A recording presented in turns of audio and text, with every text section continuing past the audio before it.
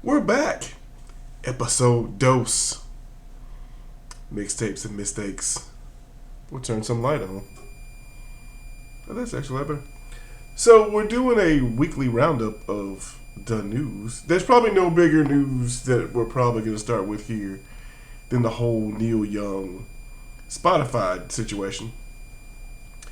And I'm going to tackle it from an actual music perspective, because there's a business perspective that I don't really deal with on this channel, but the music perspective I've found actually quite fascinating. There's a follow up that actually fits what I'm going to talk about, so we'll start there. So, and this kind of gets into a business thing, but it's a thing I've seen in music, and I've noticed it as the older I've gotten, that eventually everybody falls out of the quote unquote key demo. Everybody falls out, you know. Yeah, I'm like, for example, I knew I was old when Guns N' Roses started appearing on classic rock stations. I knew I was old when there became an adult alternative channel on like XM or Sirius or whatever. So everybody kind of gets away from, even when they release new albums, everybody kind of gets away from being the band du jour, the hotness, the band of the moment. And Neil Young is absolutely irrelevant right now, and there's a couple of key reasons for it. Because first of all, people barely use Spotify.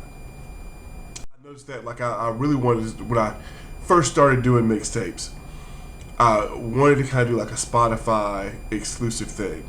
And then I found that most people don't really use Spotify, and then to do what I do over here at MixTapes and MisTakes, to kind of revive the art of the mixtape, the problem that you have with Spotify is that they don't really have as large of a catalog of music, and part of that is because, and this is, I almost can't stay away from the business topic, the business part of this topic, but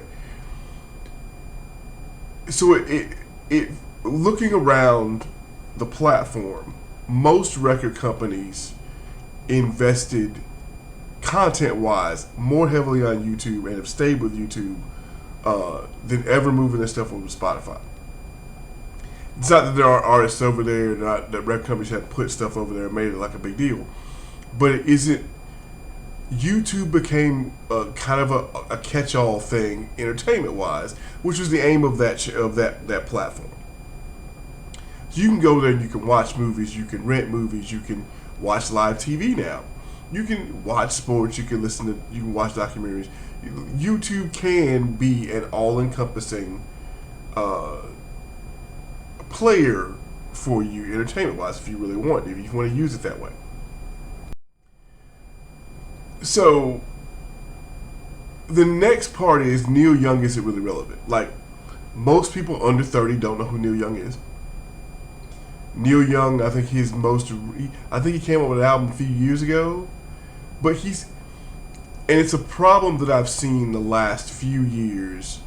That's really that I actually am going to do a playlist about, or I'm going to start calling it mixtapes. This playlist is kind of played out, but there was an art to protest songs 30, 40 years ago.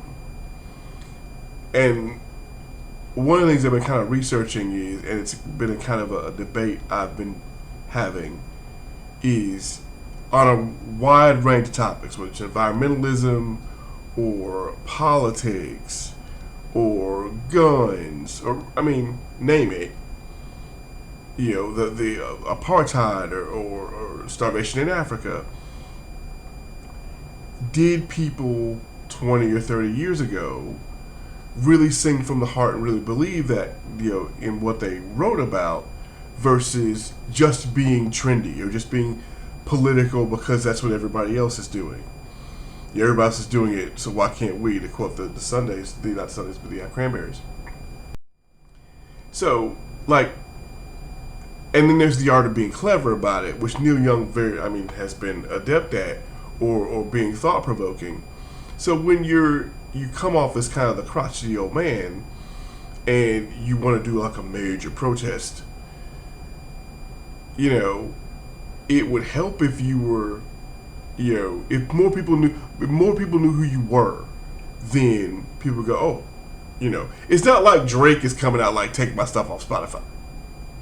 You know, it's not like Meek Mill's like take my stuff off Spotify, or Five Finger Death Punch, like, which is really kind of an irrelevant man in a way, because Rock is almost dead, which is another problem. But like there's not a hot band coming on saying take my stuff off Spotify because of, you know, whatever Joe Rogan's doing. Which brings me to the Barry Manilow thing, and this is something that bothers me on a level, not because it's political, but because it's anti-music. The political part I don't care about. I'm already done with the idea of groupthink, or the idea of trying to be on the same page as anybody is antithetical to the last 60 years of music, regardless of genre. But there was this rumor that Barry Manilow was going to take his stuff off Spotify, or that Manilow actually owned part of Neil Young's catalog, and that's why it wouldn't all go off Spotify. And Manilow doesn't even, if you go look at the tweet, his tweet is still up. Manilow doesn't even really address anything as far as the controversy. He's just like, hey, I heard this rumor about me. It's not true. Just letting everybody know it's not true. It's like the Abe Vigoda is dead situation. And what I found fascinating was, this is how I know there are people who, A, don't know who the hell Barry Manilow is. They're just everything under his tweet is just grifters, or they're just grifters, or people who are just trying to make a political point without really understanding the last 50 or 60 or 70 or 100 years of music when it comes to, you know, protest or anything really, or advancing whatever cultural idea that you're trying to, culture in general, by going, oh, well, because you're not, you know, in solidarity with Neil Young, you must support whatever other side is. And he's not even, like, Manlow's not even, like, rolling his junk into that piranha pool. He's just like, hey, the rumor about me and the Neil Young catalog isn't true. He's not saying anything about Rogan one way or the other, but the pitchforks are out really because he responded, because he even said anything at all. He could have said, it would have been, he could have said anything pro or against anything regarding the topic. They still would have pitchforked the guy, which is kind of, it's dumb. It just shows how impolitic people are, or how, how just, people just aren't circumspect. I'm using big words right now. People are dumb. Like, there was no reason to go after him like that. It's dumb. The only thing more dumb than that situation, it's not, I take it back, it's not dumb. Both situations are equally fascinating. But the Johnny Marr Morrissey drama, I'm fascinated by. So, and Johnny Marr, weirdly enough, has been doing a bunch of wide-ranging interviews over the last 2 or 3 weeks, most of which I've either sat down and read or have tried to listen to. And it's because, and more people in more genres should do this, should do what Johnny Marr has done, which is you're a living legend in a genre. Hey, let me go work with Modest Mouse. Let me go play on John Frusciante's record. Let me go do a bunch of things. Not just to even keep my name out there, but kind of like, you know, help the next generation coming along. I mean, not that it was like Frusciante and the Chili Peppers are kind of getting near that living legend status. So, I mean, you know, like, but Modest Mouse is a relatively new band. So, you know, having Johnny Marr play with them or get in the studio with them is really like a big deal. But they inevitably ask him about, you know, the Smiths and Morrissey and how a lot of their catalog has stood the test of time. And so Morrissey's like basically the British equivalent of keep your name out of my mouth. And like, I really wish you would stop talking about me in interviews. Not and it made me think of, and I almost want to do a mixtape of it, or do something with the idea of there are all these duos who were great at one point, and they had some kind of like falling out drama.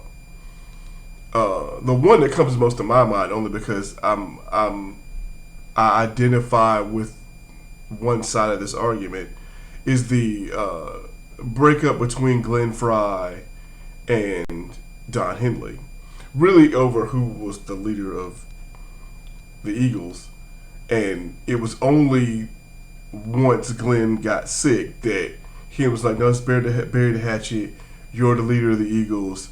I was wrong. Blah blah blah." And I get it. I guess he did it because he wanted to try to be the bigger person about it. He's a better man than me. I'm not a bigger person. I'm just not. In some situations, I can't lie. I'm not that dude.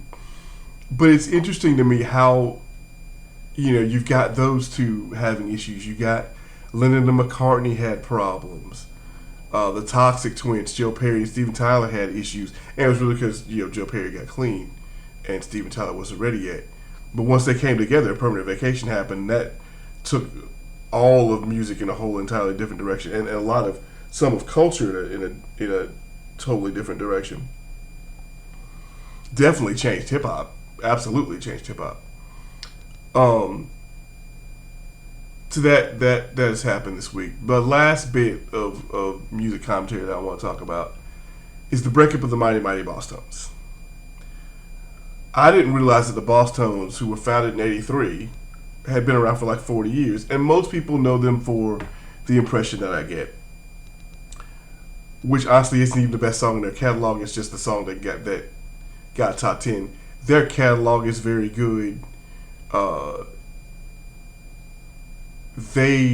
What I admire about them, especially as far as ska is concerned, is that they came around at a time in '83 when ska and dance hall is kind of declining with the loss of Bob Marley and stuff like that. Like as ska was kind of getting out of the consciousness, they kind of carried the torch for it. And I thought that was pretty cool. And they paved the way for, you could argue that you would have Sublime, for example, if you didn't have the Boss Tones. They have a reach, a lot of people are going to hear this and be like, the Boss Tones been around for 40 years? They've been around for 40 years.